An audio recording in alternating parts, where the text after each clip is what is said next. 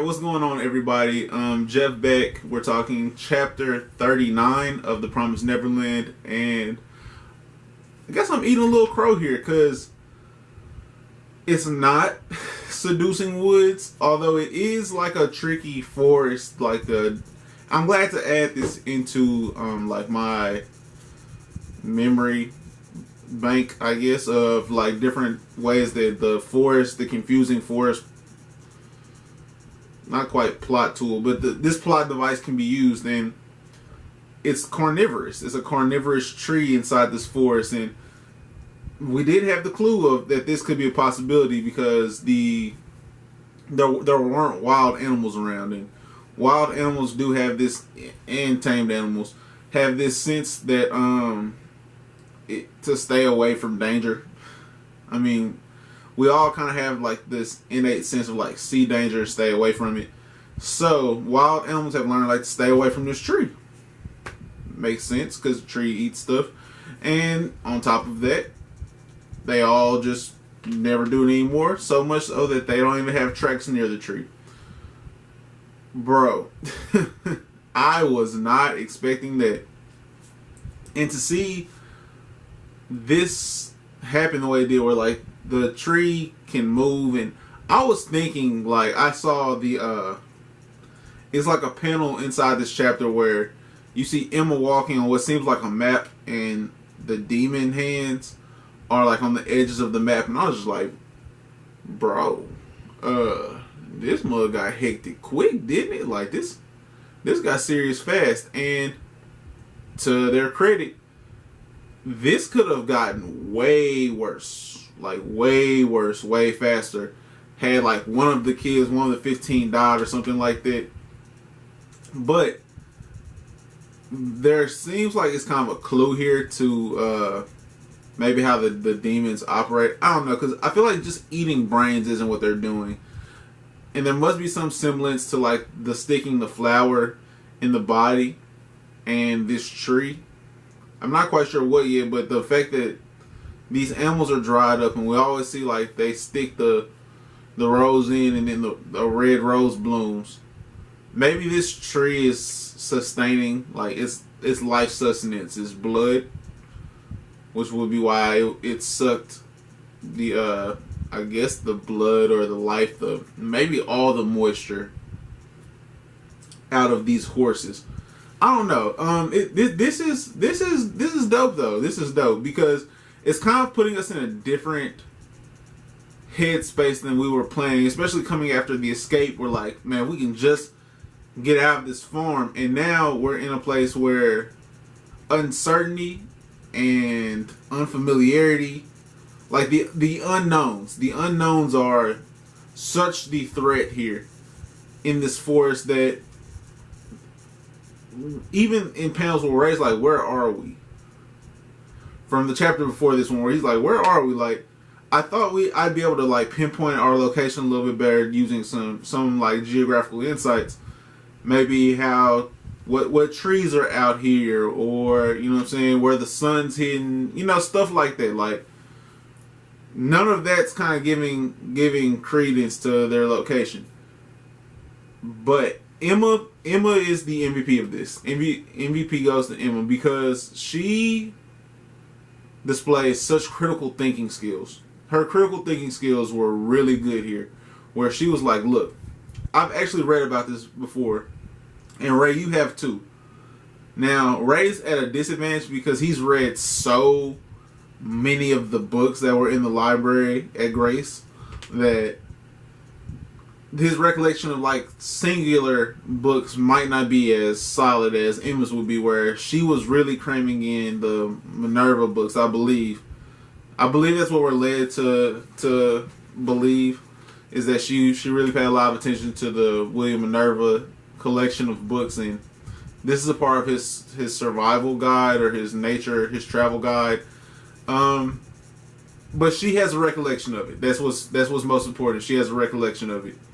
So my guess from here is that there's got to be some trick to it, because Ray and Emma are almost make you not miss Norman's leadership, because when Ray is all in and he's not trying to quit on anything, he's just as smart, if not smarter, than Norman. Like, if we remember, his biggest knock was nothing. He had no physical or mental knocks in terms of his grade. His grade, his only diminishment was his ability or his inability to persevere when things got tough. So now that that's aside, and he's vowed to like keep everything together because he already had his moment of folding. Ray is probably like higher grade. Ray, like, if I'm the demon, Ray is a bigger priority than Emmy is. I mean, they're still in a separate class, but like Ray right now is a different class to me in terms of a character. Like his usage of character is higher than Emma's is. I think people are leaning more on Emma because of how friendly she is and like her ability to connect with people, but she's leaning on Ray. And so for them to be bouncing off of each other, I'm really enjoying that from a reader's perspective. Breaking down this chapter just a little bit further, I noticed that we get the introduction of 2 new characters by name. Chris, who didn't really do much, I don't think. I mean, it wasn't really nothing that I thought was important. But we saw Chris and Nat. And maybe we've seen Nat before, I can't remember. I mean, a lot of these characters that haven't done something specific that like led to something major, with the exception of the girl who cut her hair off, that actually was something major. It's just she got kind of caught by like my fail of not reading this in a while. So but Nat is Nat and Chris are the 2 that we have now met that we know are on the journey. Bro, this is crazy. This is crazy. And I don't necessarily mind Don trying to see if he can climb up this dangerous tree. Because if we're going to sacrifice someone, Don, I think Don can handle himself as good as anyone. So I like that he is taking this role of like, let me see if I can do it. Like him trying to lead the way. More so than he had been. Really, since he's been added on, he's been doing it though. So I can't really say that on him. Bro, this next one's gonna be crazy. The entrance is gone. This is basically a Venus flytrap. This is basically a Venus flytrap, and it has to have some connection to the demons, and there's just too many similarities, and I don't think the entire world is now like this. Could be where the entire world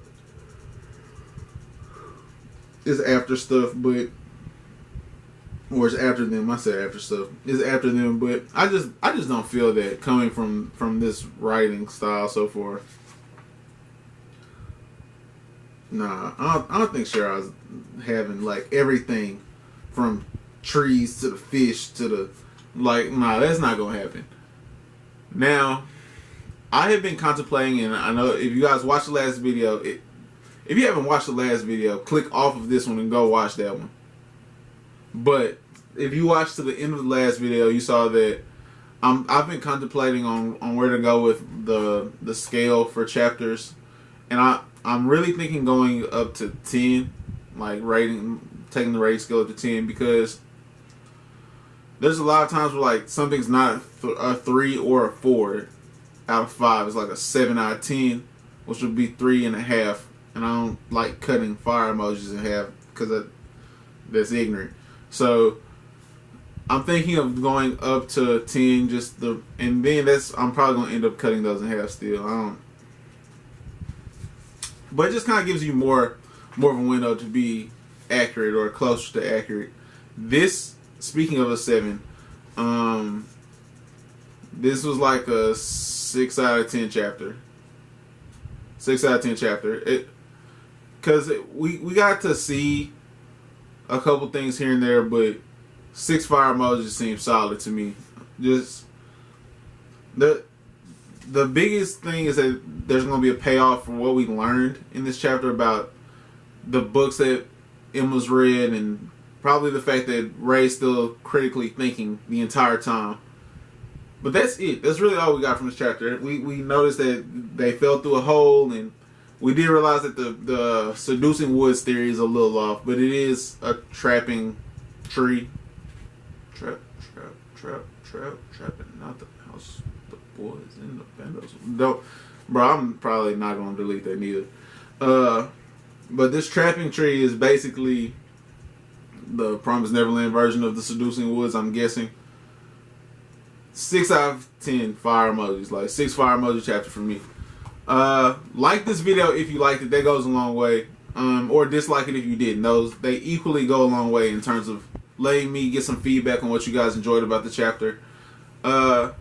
Subscribe to the channel if you're new and hit that notification bell. Just so you know that when new TPN content comes out, when new Black Clover content's out, when new My Hero Academia content's out, if I start another series, when that comes out, if I'm streaming, you'll see that. If there's other random videos out, like you'll get all the content with that notification bell. So join that. Hit the bell. And in the comment section below, let me know how you guys are feeling about the possibility that nature is against them. Something's got to be for them, huh? Like something's got to be for them. Everything can't be against you, fam. That's just not how life works. Well, I take that back. But that's going to be it for me, guys. I hope you have a great rest of your day, a great rest of your week, all that. Peace.